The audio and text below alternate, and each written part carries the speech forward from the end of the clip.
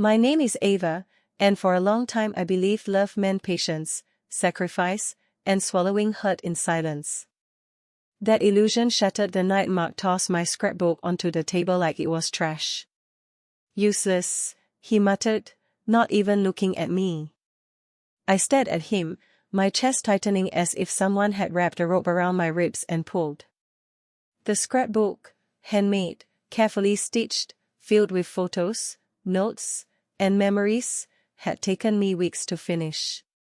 Every page held a moment from our marriage. Every detail was intentional. What is this supposed to be? Mark said, gesturing dismissively at it. This is the best you could come up with.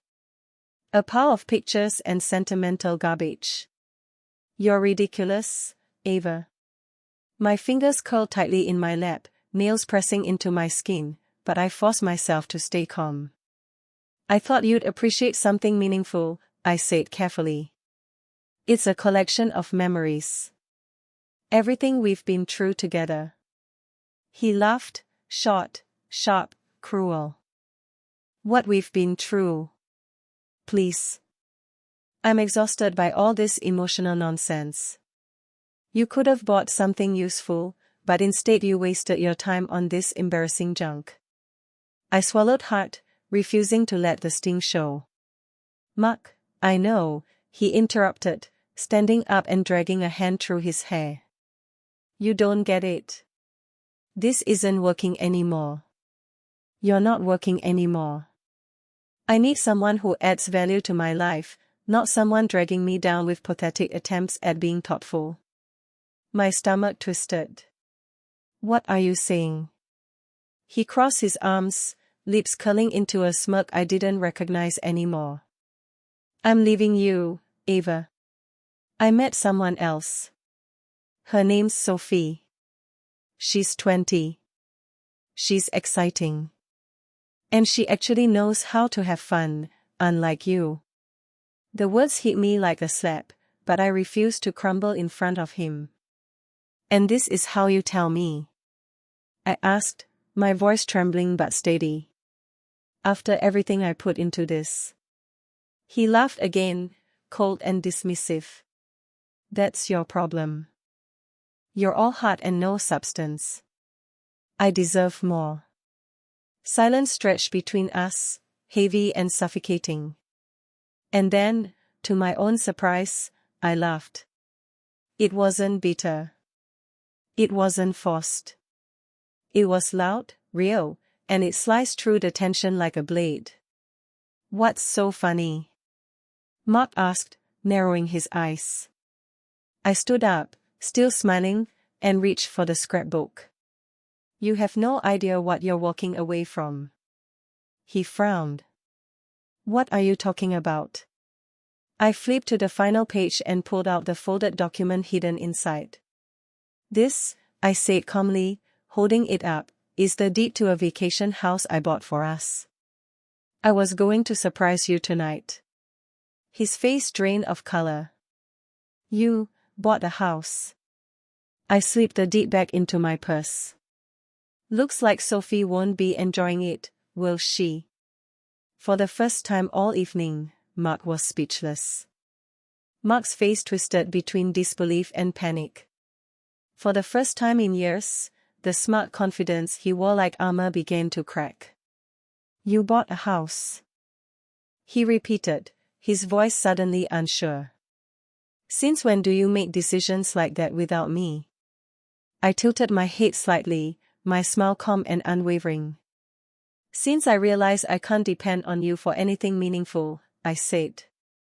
While you were busy chasing excitement with a 20-year-old, I was building a future for us. Silly me for thinking we wanted the same things. He opened his mouth, clearly searching for something sharp to throw back at me, but nothing came out. His eyes drifted to the scrapbook still lying on the table, as if he were trying to figure out how something so valuable had slipped through his fingers without him noticing. You're overreacting, he said finally, though the conviction was gone. This doesn't change anything. Sophie and I, Sophie and you. I cut in, shaking my head. Mark, I don't care. Take her. Take your exciting life and get out of mine. You've made it very clear where I stand. I turned away and walked toward the bedroom we once shared. Behind me, I could hear him sputtering, scrambling for excuses, probably trying to salvage the situation without admitting he'd completely miscalculated. As I packed a small overnight bag, my hands moved automatically. Socks. A sweater. My laptop. My phone charger. It felt surreal how quickly I could reduce years of marriage into something that fit inside a single bag. I paused for a moment, staring at the photos on the dresser, wedding pictures, vacations, forced smiles captured during moments I'd once believed were happy. They looked like artifacts from another lifetime. One I'd been clinging to far longer than I should have. When I returned to the living room, Mark was standing by the door, arms crossed, his posture stiff. "You're really just going to leave?" he asked, disbelief dripping from his voice. "I am," I replied simply, brushing past him. "This is ridiculous," he snapped. "You're being petty, Ava. You'll regret this." I stopped at the door and turned back to face him. "Maybe," I said quietly. "But at least I won't regret staying in a marriage where I'm nothing more than a punchline." Then I stepped outside. The night air was cool against my face, grounding me as I got into my car. As I drove away, the weight of Mark's expectations lifted from my shoulders. The deed sat safely in my bag, but I realized I was leaving with something far more valuable: clarity. I deserve better. I didn't hesitate about where to go. I drove straight to Emily's house. When she opened the door and saw my face, her expression hardened instantly. "What did he do this time? Can I come in?" I asked, my voice steady but exhausted. She stepped aside without another word. "Kitchen or living room?"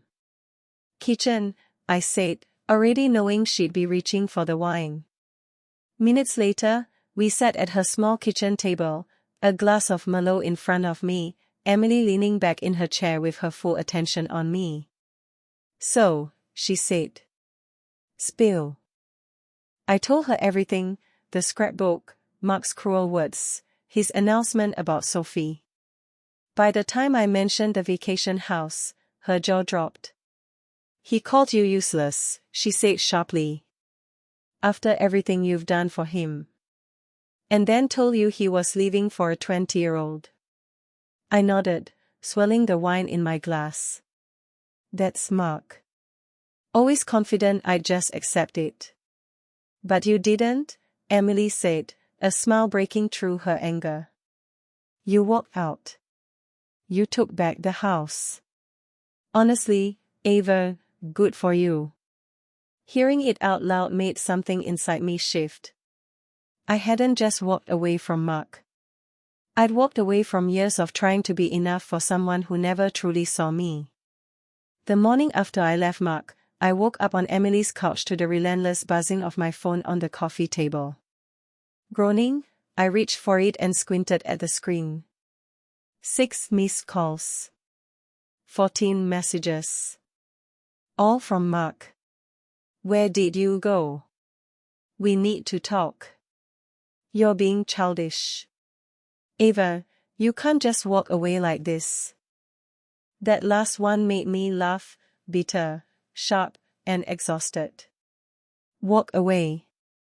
That was exactly what he had told me he was doing the night before. Emily wandered into the living room, coffee mug in hand. One look at my face and she smirked. "Let me guess. Mark." "Bingo," I muttered, holding up my phone.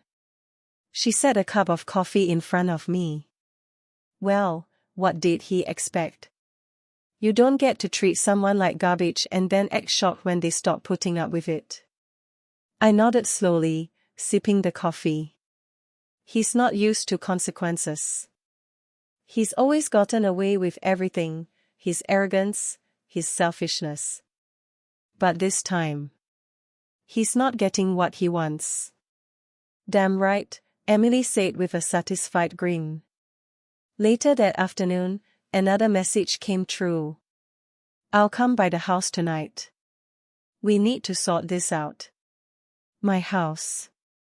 He still talked like he owned it, like he had the right to come and go whenever he pleased. For a moment, I considered replying, telling him to stay away. But then I remembered Emily's advice from the night before. Let him sit in it. So I ignored the text. I spent the day running errands with Emily, laughing more than I had in months, talking about parts of my life I'd neglected while trying to keep my marriage afloat. By the time I returned home that evening, Mark's car was already parked in the driveway. I parked down the street and took a deep breath before walking inside. He was pacing the living room when I entered, his expression a mix of anger and desperation. You finally decided to show up, he snapped. I live here, I replied calmly, setting my purse on the counter. What are you doing here? We need to talk, he said, his tone softening just slightly. This has gotten out of hand. I folded my arms and leaned against the counter. What's gotten out of hand, Mark? The fact that I finally stood up for myself. Or the fact that you're realizing Sophie isn't the price you thought she was. His jaw tightened. For a moment, I thought he might explode, but instead, he collapsed onto the couch and ran a hand through his hair. I made a mistake, he said quietly. I wasn't thinking clearly. We can fix this. I laughed softly, shaking my head. Fix this. Mark, this isn't a broken vase. This is years of you taking me for granted. Dismissing everything I do. Expecting me to smile through it. Ava, no, I said firmly. You don't get to decide when we fix things. You made your choice. Now you can live with it. I grabbed my bag and went upstairs, leaving him sitting there in stunned silence. The next day, I packed his things. Neatly. Suitcases by the front door. No drama. No shouting. I changed the locks. When Mark showed up that evening, looking smug, like he still believed he had control, I met him on the porch with a folder in my hand.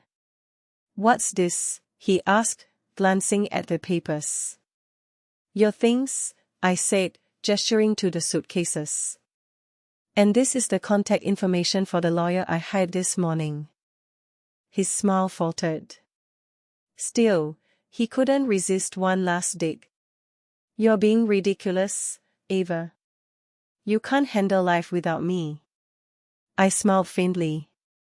We'll see about that. Now get off my porch. For the first time, his confidence completely collapsed. He grabbed his suitcase and walked away without another word. As the door closed behind him, the house felt quieter, but for the first time, it felt like mine. And for the first time in years, I could breathe. The first night without Mark in the house felt strange. Not sad. Not lonely. Just quiet. No heavy footsteps pacing the hallway. No sarcastic comments under his breath. No tension hanging in the air like a storm waiting to break. The silence was almost unsettling, but beneath it was something else. Relief. Over the next 2 weeks, his absence started to feel like fresh air. The house stayed cleaner. The energy felt lighter. For the first time in years, my home didn't feel like a battlefield. I threw myself into work, catching up on projects I'd been putting off, reconnecting with old clients, and saying yes to opportunities one would have previously run past Mark for approval. I met Emily for dinner, called friends I hadn't spoken to in months, and slowly remembered what it felt like to be myself. Emily was thrilled. Good riddance, she said one evening when I told her how peaceful the house had become. Mark was a leech, Ava. You're better off without him. I knew she was right, but late at night, when the house was too quiet, doubt crept in. Had I really done the right thing? What if I ended up regretting it? Those thoughts didn't last long. Especially not after his call. Ava, Mark said, his voice tight with frustration. We need to talk. I sighed. What do you want, Mark? It's Sophie, he snapped. She's gone. The corner of my mouth twitched. Is that so? She laughed at me, he continued, bitterness pouring out of every word. Called me pathetic. Say I was an idiot for throwing away the only good thing I had. She couldn't believe I let you keep the house. Now I was smiling. Oh. The house. I'm sure that stung. She said I had nothing, he said, ignoring my tone. That I lost everything. Then she walked out. It was almost too satisfying. The man who belittled me. Who replaced me. Who thought youth was a personality. Finally tasting consequences. And now you're calling me because. I asked calmly. I made a mistake, he admitted. A huge one. Can we talk? Please. I shook my head, even though he couldn't see me. No, Mark. We have nothing left to talk about. You made your bed. Now you can lie in it. Before he could respond, I hung up.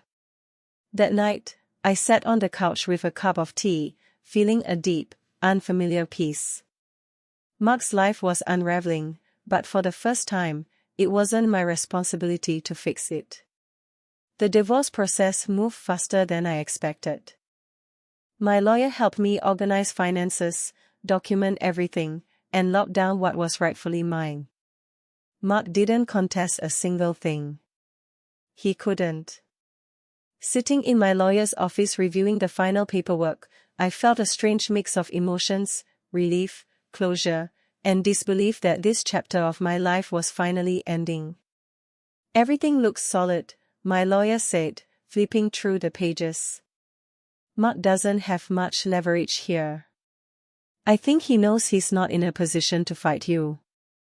I smiled faintly. He's finally realized I'm not the pushover he thought I was. She chuckled. I say you made that very clear. That evening, Emily came over with a bottle of wine and her usual flair for celebration. To Ava, she said, raising her glass. The woman who finally kicked Mark to the curb and took her life back. I laughed, clinking my glass with hers. To Emily, the friend who never once said, "I told you so." Not yet, she teased. As the night went on, we talked about everything, my plans, her adventures, and yes, Mark's dramatic downfall. Do you think he's still crying over Sophie? She asked with a grin. Probably, I replied. But it's not like he has much else left. And for the first time, I didn't feel guilt. I felt free. The weeks after the divorce felt like stepping into a life that had been waiting for me all along. Without Mark's shadow hanging over every decision, I started rediscovering pieces of myself I'd buried for years. I slept better. I laughed more. I stopped apologizing for taking up space. And then there was the vacation house. For so long, it had been nothing more than a secret, an idea tucked away in the back of my mind, a promise I'd made to myself while Mark was busy chasing excitement elsewhere. Now, it was finally time to see it with fresh eyes.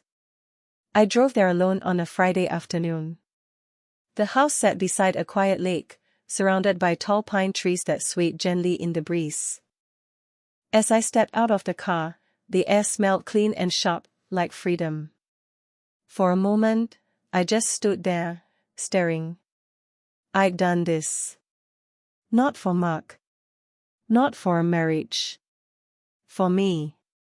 Inside, the house was exactly how I remembered it: warm wood floors, white windows framing the water, sunlight pouring in like it belonged there. I dropped my bag by the door and slowly walked through each room, letting the silence wrap around me. No tension. No criticism. No one telling me it was too much or unnecessary.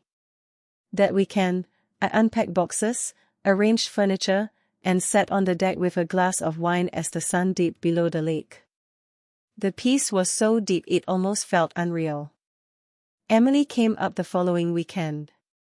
She walked into the living room, spun in a slow circle, and whistled.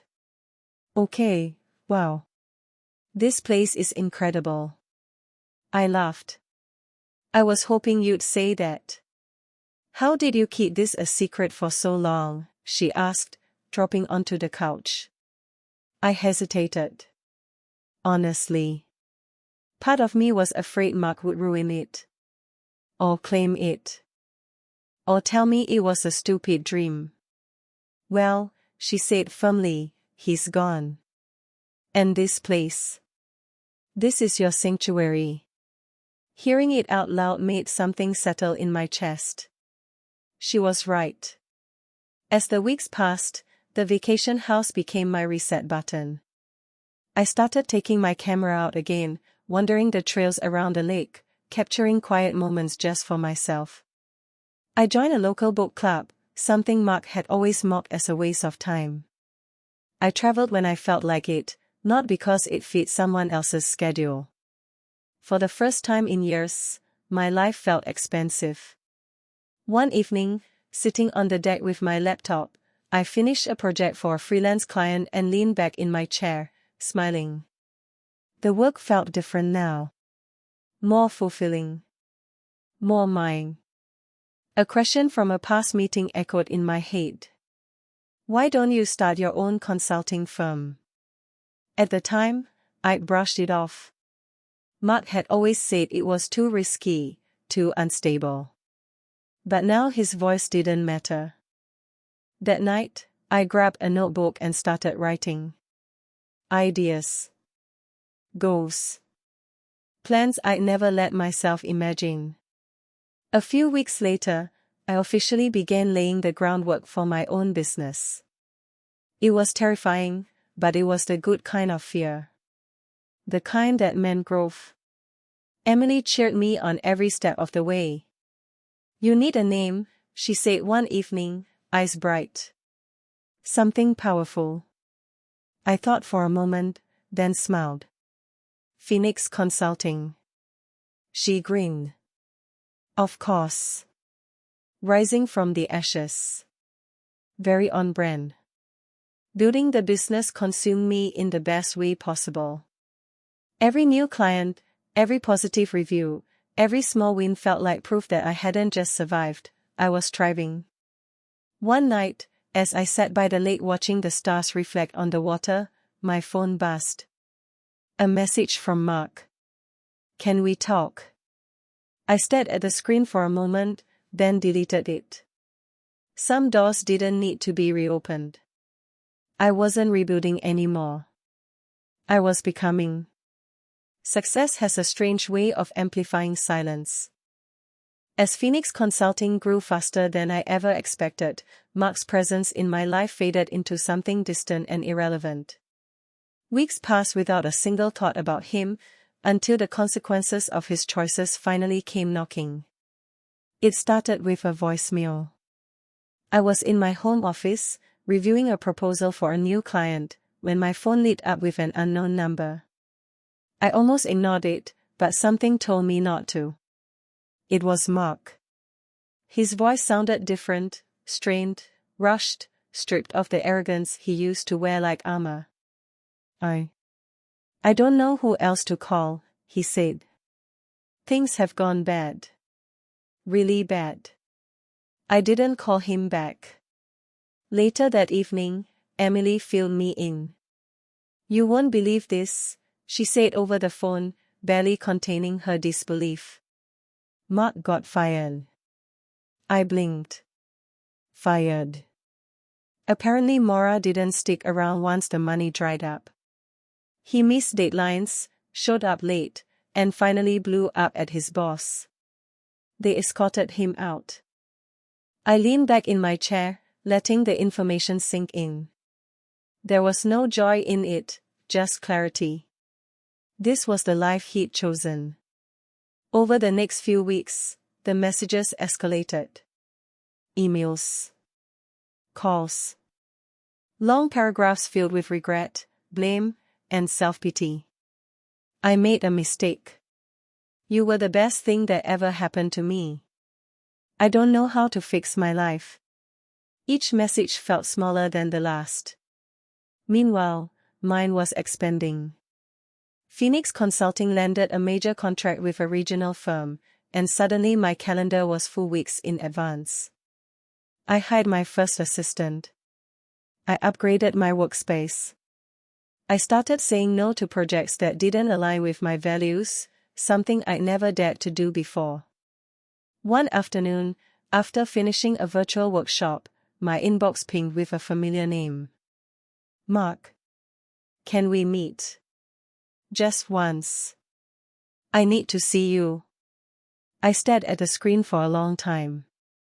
Not because I miss him, but because I knew this meeting wasn't for him. It was for closure. We met at a quiet cafe near the lake. He looked diminished. His clothes were wrinkled, his posture slouched, his confidence nowhere to be found. When he saw me, his eyes widened, not with love, but shock. You look different, he said. I smiled politely. So do you. He didn't laugh. We sat in silence for a moment before he finally spoke. I lost everything, he said quietly. My job. Mora. The apartment. I didn't realize how much you were holding everything together. I sipped my coffee. I did. That made him flinch. I was stupid, he continued. I thought excitement was the same as happiness. I thought you'd always be there. I was, I replied calmly. Until you decided I wasn't enough. His eyes filled with desperation. I want to fix this. I want us back. I shook my head gently. There is no us anymore. He reached across the table instinctively, then stopped himself. Please. I can change. I already did, I said. That was the moment he understood. Not with anger. Not with tears. But with silence. When we stood to leave, he looked smaller than ever. You really don't need me, he said. No, I answered. I never did. I walked out feeling lighter than I had in years. That night, I sat on the deck of the vacation house, laptop open, stars overhead, lake calm and steady. My phone buzzed again. This time, it wasn't Mark. It was an email invitation. Subject, keynote speaker opportunity. They wanted me to speak at an upcoming industry conference, to share my journey, my business, my story. I smiled. The woman who once doubted her worth was now being asked to inspire others. Mark had hit rock bottom. And I was just getting started. The auditorium lights dimmed as my name echoed through the speakers. For a brief second, I closed my eyes and breathed in the moment. Not long ago, I had been a woman shrinking herself to keep someone else comfortable. Now I was standing backstage at an industry conference, about to speak to hundreds of people who had no idea how close I once came to losing myself. I stepped onto the stage. Applause filled the room, but it wasn't loud, it was respectful. Curious. Expectant. I smiled and leaned into the microphone. My name is Natalie, and a year ago, I never would have believed I'd be standing here today. The words felt steady. Real. I spoke about starting from nothing. About building something meaningful while being told, subtly, repeatedly, that I wasn't enough. I talked about the moment I realized that staying silent was costing me more than leaving ever could. Faces in the audience softened. Heads nodded. When I shared the story of Phoenix Consulting, how it rose from a moment of betrayal and self-discovery, the room grew quiet. Not awkward quiet. Connected quiet. Sometimes, I said, the people who underestimate us aren't our enemies. They're our exit signs. The applause that followed was louder this time. After the keynote, people lined up to speak with me. Entrepreneurs. Women. Men. People who saw pieces of themselves in my story. One woman held my hands and said, "You gave me courage today." That sentence stayed with me longer than any applause ever could. That evening, I returned to the vacation house, the place that once symbolized a broken promise but now stood as proof of my independence. I kicked off my heels, poured a glass of wine, and stepped onto the deck. The lake reflected the moonlight like a mirror. My phone buzzed. A message from an unknown number. "This is Mark. I just wanted to say, I saw your speech online. I'm proud of you." I stared at the message. Then I smiled. Not because I needed his approval, but because I no longer needed anything from him at all. I didn't reply. Instead, I opened my notebook and began sketching plans for the future, expanding Phoenix Consulting internationally, mentoring young professionals, creating opportunities for people who had once felt invisible, just like I had. Weeks later, Phoenix Consulting crossed a milestone I never imagined reaching. Revenue doubled. Then tripled. I hired a team, people who respected boundaries, valued collaboration, and believed in building something sustainable. Emily joked one night over dinner, "You know, this all started because one man thought you were replaceable." I laughed softly. He was right. She raised an eyebrow. I replaced a version of myself that tolerated less than I deserved. Life didn't become perfect. But it became honest. Peaceful. Mine. On the anniversary of the day I walked away, I returned to the lake alone. I brought no phone. No laptop. Just a blanket and a book. As the sun dipped below the horizon, I thought about how far I'd come, not in money or titles, but in self-trust. I had stopped waiting to be chosen. I had chosen myself. If there was one thing I'd learned, it was this: people will show you exactly how much they value you. Believe them the first time. Then decide what you deserve. I closed my eyes, listening to the water lap gently against the shore. The story that once broke me had become the one that built me. And this time, I was the author.